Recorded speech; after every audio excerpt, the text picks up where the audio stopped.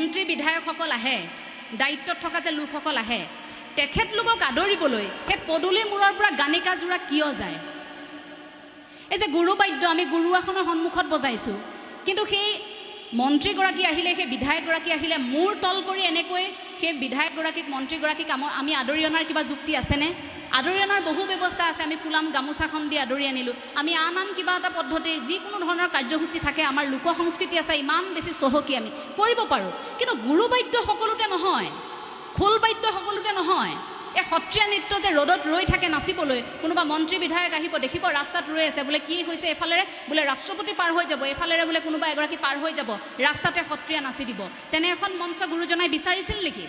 যদি তেনেকৈ বিচাৰিছিল গুৰুজনাই এনেকৈ নামঘৰৰ ভিতৰত এইসমূহ সংৰক্ষণ কৰি থৈ নগ'লহেঁতেন, হয়তো তেনেহ'লে ৰেষ্টুৰাৰ সন্মুখতো কোনোবাই গুৰুবাদ্য বজালেহেঁতেন। সেই পৰিৱেশটো অন্ততঃ আমি এইখন অসমত আহিবলৈ দিব নোৱাৰোঁ। খুব মনত খুদুৱাই থকা এটা কথা, এই অঞ্চলসমূহলৈ, এই গ্ৰাম্যাঞ্চলসমূহলৈ যেতিয়া আহোঁ, মোৰ এটা কথাই খুব দুখ দিয়ে। ইমান সুন্দৰ অনুষ্ঠান হয়, ইমান সুন্দৰ পৰিৱেশৰ সৃষ্টি হয়, কিন্তু কিয় নাজানো আজিকালি অসমত এনে এটা পৰিৱেশৰ সৃষ্টি হৈছে যে ৰাস এখন যেতিয়া অনুষ্ঠিত কৰে, সেই ৰাসত কংস ভাওটো ল'বলৈ কিন্তু সেই চেলিব্ৰিটি শিল্পীগৰাকীক মাতি আনে গুৱাহাটীৰ পৰা। কিয় মাতি আনে?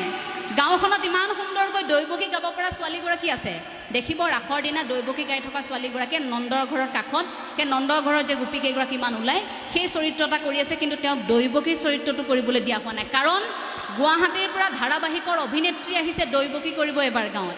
কথাটো আপোনালোকৰ ভাল লাগেনে বাৰু? ভাল কথা, তেখেতলোকক মঞ্চ দিব লাগে, কিন্তু তেখেতলোকৰ কাম কৰি আছে এখন মঞ্চত। কিন্তু আপোনালোকে যে ইমান কষ্ট কৰি এই মাটি বালিৰ লগত খেলি থকা, এই মাটি বালিৰ সৈতে সম্পৃক্ত থকা এইসকল যে যুৱ প্ৰজন্ম, এইসকল যে শিল্পী বুলি যাক আমি ক'ব পাৰোঁ, মই মাটিৰ মানুহ, গতিকে মাটিৰ সৈতে যাৰ সম্পৰ্ক এটা থাকে, তেনে মানুহক মই সন্মান কৰোঁ, তেনে শিল্পীক মই সন্মান কৰোঁ। মই বাকীসকলক শিল্পী বুলি ক'ব নিবিচাৰোঁ। গতিকে এইসকল থকাৰ পাছত অন্ততঃ আপোনালোকৰ দৰে ঠাইত কোনো বাহিৰৰ পৰা কোনো শিল্পীক আপোনালোকে মাতি আনিব নালাগে। আপোনালোকৰ ইয়াত প্ৰদৰ্শন কৰিব পৰা বহুতো আছে। আজি এওঁলোকৰ দৰে কান্ধত খোলটো লৈ পাৰিবনে কোনোবা এগৰাকীয়ে? পাৰিবনে বৰগীতটো কোনোবা এগৰাকী তেনেধৰণৰ শিল্পীয়ে পৰিৱেশন কৰিবলৈ? নোৱাৰে। খুব দুখ লাগে। আৰু এটা কথা, যেতিয়াই অসমত দেখোঁ, অসমৰ প্ৰেক্ষাপটত অকণমান মই দুখ গুণো খুচৰিম দেই কথাৰ মাজতে, খুব বেয়া লাগে সেইখিনি সময়ত যেতিয়াই এই যে আমি দেখোঁ সভা সমিতিসমূহত এই যে মন্ত্ৰী বিধায়কসকল আহে, দায়িত্বত থকা যে লোকসকল আহে, তেখেতলোকক আদৰিবলৈ সেই পদূলি মূৰৰ পৰা গানিকাযোৰা কিয় যায়? এই যে গুৰুবাদ্য আমি গুৰু আসনৰ সন্মুখত বজাইছোঁ, কিন্তু সেই মন্ত্ৰীগৰাকী আহিলে, সেই বিধায়কগৰাকী আহিলে মূৰ তল কৰি এনেকৈ সেই বিধায়কগৰাকীক মন্ত্ৰীগৰাকীক আমি আদৰি অনাৰ কিবা যুক্তি আছেনে? আদৰি অনাৰ বহু ব্যৱস্থা আছে। আমি ফুলাম গামোচাখন দি আদৰি আনিলোঁ, আমি আন কিবা এটা পদ্ধতি যিকোনো ধৰণৰ কাৰ্যসূচী থাকে, আমাৰ লোক সংস্কৃতি আছে, ইমান বেছি চহকী আমি কৰিব পাৰোঁ। কিন্তু গুৰুবাদ্য সকলোতে নহয়, খোলবাদ্য সকলোতে নহয়। এই সত্ৰীয়া নৃত্য যে ৰ'দত ৰৈ থাকে নাচিবলৈ, কোনোবা মন্ত্ৰী বিধায়ক আহিব, দেখিব ৰাস্তাত ৰৈ আছে, বোলে কি হৈছে এফালেৰে, বোলে ৰাষ্ট্ৰপতি পাৰ হৈ যাব, এফালেৰে বোলে কোনোবা এগৰাকী পাৰ হৈ যাব, ৰাস্তাতে সত্ৰীয়া নাচি দিব। তেনে এখন মঞ্চ গুৰুজনাই বিচাৰিছিল নেকি? যদি তেনেকৈ বিচাৰিছিল গুৰুজনাই এনেকৈ নামঘৰৰ ভিতৰত এইসমূহ সংৰক্ষণ কৰি থৈ নগ'লহেঁতেন, হয়তো তেনেহ'লে ৰেষ্টুৰাৰ সন্মুখতো কোনোবাই গুৰুবাদ্য বজালেহেঁতেন। সেই পৰিৱেশটো অন্ততঃ আমি এইখন অসমত আহিবলৈ দিব নোৱাৰোঁ। আমি সেই পৰিৱেশটো নিবিচাৰোঁ এইখন অসমত। সেয়া কিন্তু একেবাৰে চিধা কথা।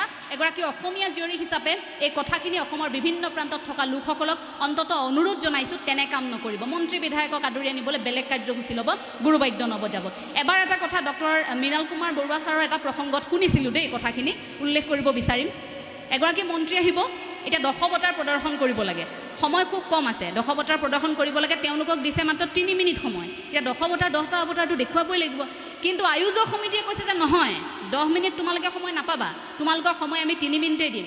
তেতিয়া যিসকলে প্ৰদৰ্শন কৰিবলৈ গৈছিলে তেওঁলোকেও কি কৰিলে, দশৱতাৰেৰে 3টা অৱতাৰ কাটি 7টা অৱতাৰ কৰি দিলে। 3টা অৱতাৰ কাটি 7টা অৱতাৰ বোলে আমি সময়টো কম হৈছে যে আমি 7টা অৱতাৰে দেখুৱাম।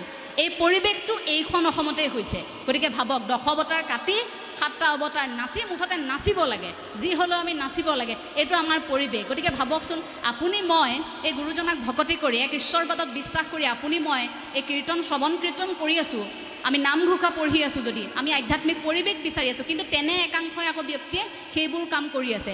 গতিকে সেই দিশবোৰ এতিয়া পৰিৱৰ্তন হোৱাটো খুব জৰুৰী। অসমৰ প্ৰেক্ষাপটত অন্ততঃ এই কথাবোৰ এতিয়াৰ পৰা আঁতৰি যাব লাগে। কাপোৰ যেতিয়া লেতেৰা হয় তেতিয়া আমি চাবোন চাৰ্ফ দি তাক ধুওঁ, কিন্তু মনটো যেতিয়া লেতেৰা হয় এই মনটো কিন্তু ঈশ্বৰ ভকতিয়েহে দূৰ কৰিব পাৰিব। ঈশ্বৰ ভকতিত থাকিলেহে মনটো দূৰ হ'ব।